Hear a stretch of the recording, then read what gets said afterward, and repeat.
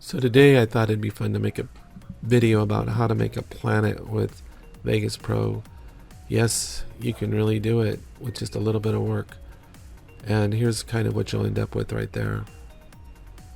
It also could look like a cell. And anyway, you start by getting a texture. And I just went to Google Images and found one that has a lot of variety. And we drag it to the timeline. So what we're going to do is make a circle out of this. So we go in the pan crop tool, drag the cursor to the first position. You can click that button right there, then click mask. And we go to the circle tool and we just click and drag it and make a circle. It's pretty simple. And then once you're in this, all the controls pop up. You can match it to drag it around to try to find textures that you feel are the most helpful. And then you can save it as an image and a PNG file. And now we're going to get rid of this and we're going to drag this down to the timeline. And there's our circle image. Now we're going to add the spherize effect. And this will add just a little bit of bulge to give it more of a 3D effect, hopefully.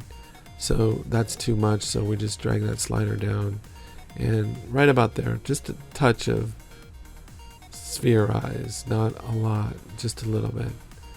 And then once we're done with that, that's basically our base image. So what we're going to do is save it again. The important thing is to save it as a PNG file. So we come up here again and we just click and save it as image 15. They auto name themselves.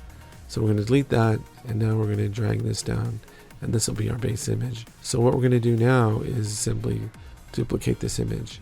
And so we're going to have two images we're working from. One is most of the planet's surface in this circle that we're looking at.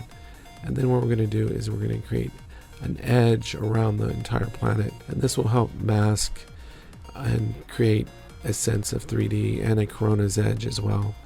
So once you've got the top clip selected, you drag it in and you make another circle.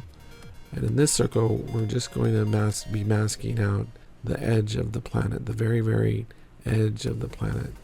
And so you just stretch it and drag it the best you can. It just takes a little practice, and you just want the slightest edge of the planet, not very much at all. Just really a sliver of the planet. That's looking pretty close. So what I'm going to do here, once you see those controls, you can also use your arrow keys and try to reposition it. So here I'm just going to use the arrow keys. Sometimes it's hard to get it positioned just right now. If I switch it to negative, this is actually the mask that we'll be using.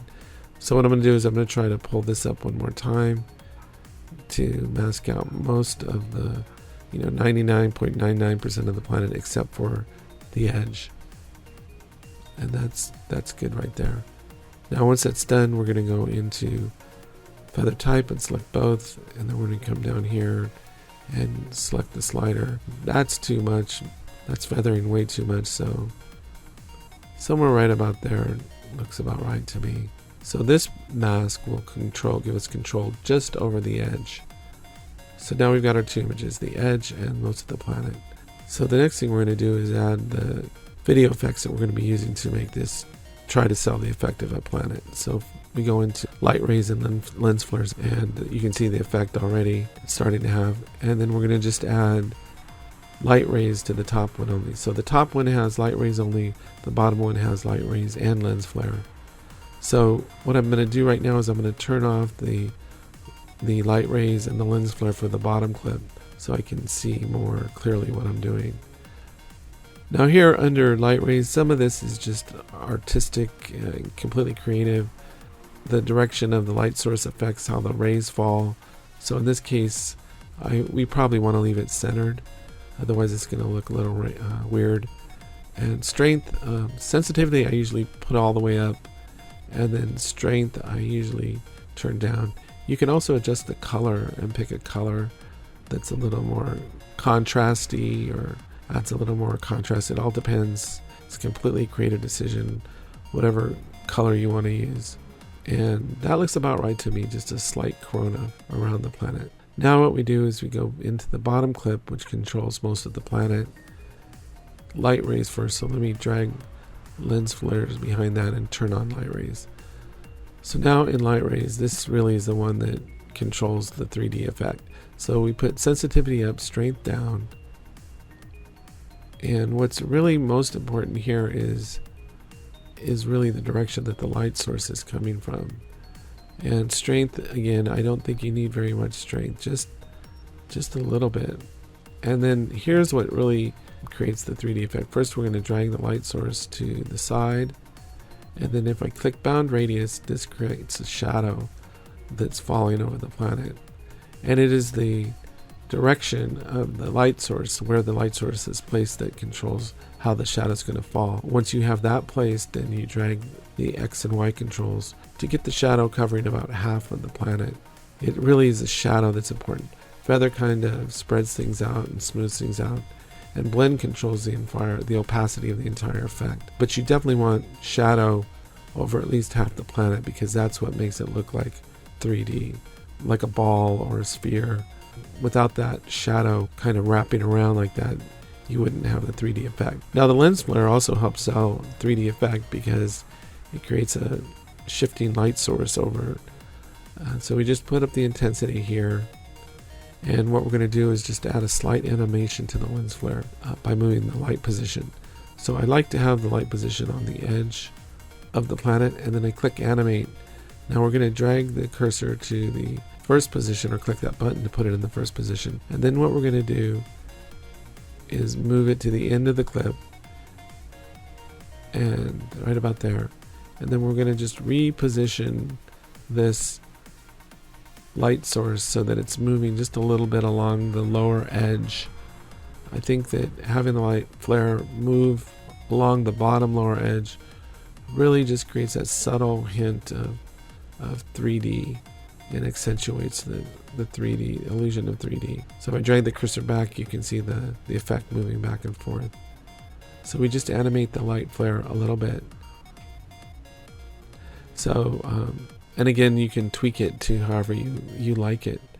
Now what we're going to do is we're going to check our properties, because we're going to render this out, and we want to make sure it's at 32-bit floating and best, and go OK.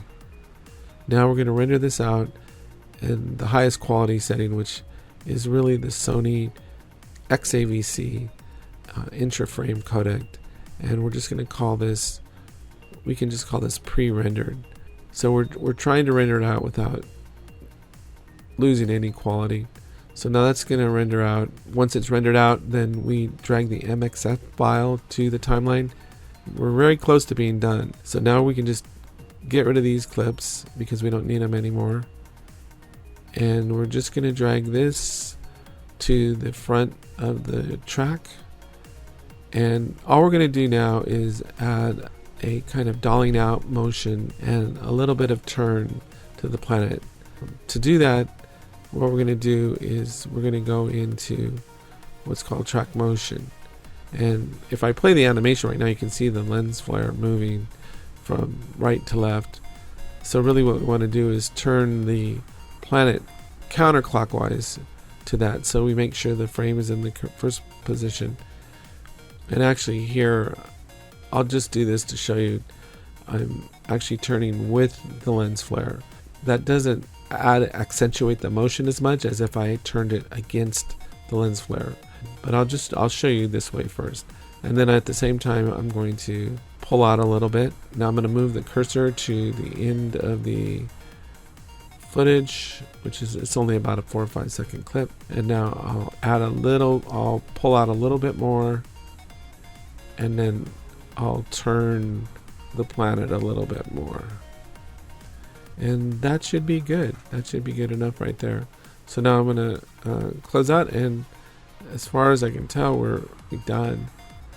What I'd like to do now, I don't know if you noticed, but the effect isn't quite the way I want it, so I'm going to go back in and turn this counterclockwise, the motion counterclockwise, so it accentuates the lens flare motion. And that is it. When you're done, hopefully you'll end up with a planet that looks like that, or however you create your planet to look. and it's a lot of fun. So just get in there and experiment. It's a great way to learn the controls in Vegas, and you might even come up with something that looks pretty darn cool. So here's the final animation that we ended up with. I hope you found this helpful, and please subscribe. We really appreciate it. Have a great day.